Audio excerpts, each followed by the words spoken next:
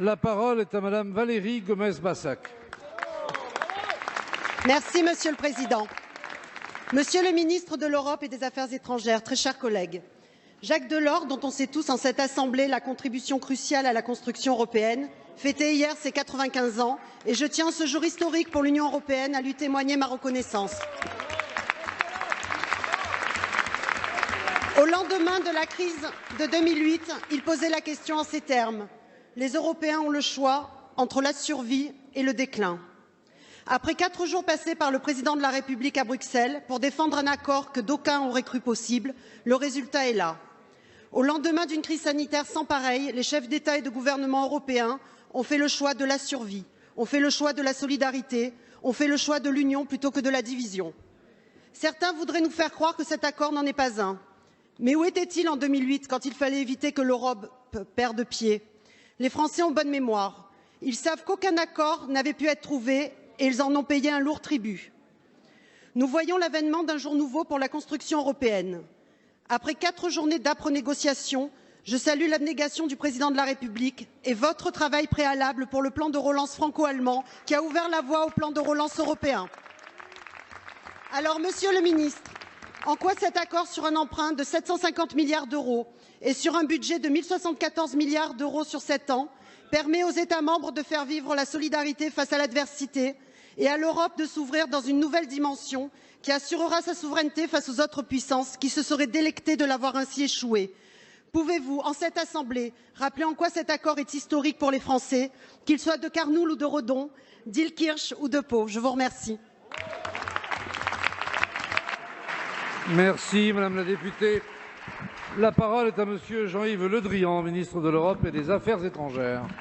Madame la députée Gomez-Bassac, vous avez cité Jacques Delors. Je ne vais pas lui souhaiter un anniversaire comme vous, mais je pense qu'on peut le faire. Il a 95 ans. Mais rappelez surtout que dans le passé, quand il était président de la Commission, il avait usage de répéter que l'Europe se construisait dans les crises. Et c'est bien une crise que nous traversons et c'est bien une étape supplémentaire de la construction européenne que nous venons de vivre. Mais je voudrais vous dire, Madame Gomez-Bassac, puisque j'ai déjà répondu en partie à votre question en répondant à Monsieur Lecoq, qu'en fait il y avait 2 négociations en une, puisque à la fois on débattait à 27 sur le plan de relance, ses conditions, sa structuration, et à la fois on débattait du cadre financier pluriannuel pour 7 ans.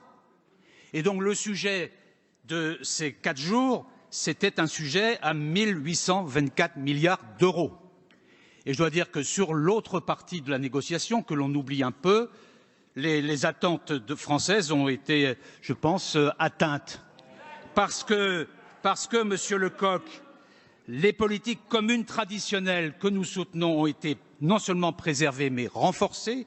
Je pense en particulier à l'enveloppe globale de la PAC, je pense en particulier à la politique de cohésion et en particulier au fait que seront préservées dans les 7 ans qui viennent la place des régions dites régions en transition qui concernent particulièrement la France. Ensuite, ce budget permet aussi d'investir dans l'avenir pour 7 ans.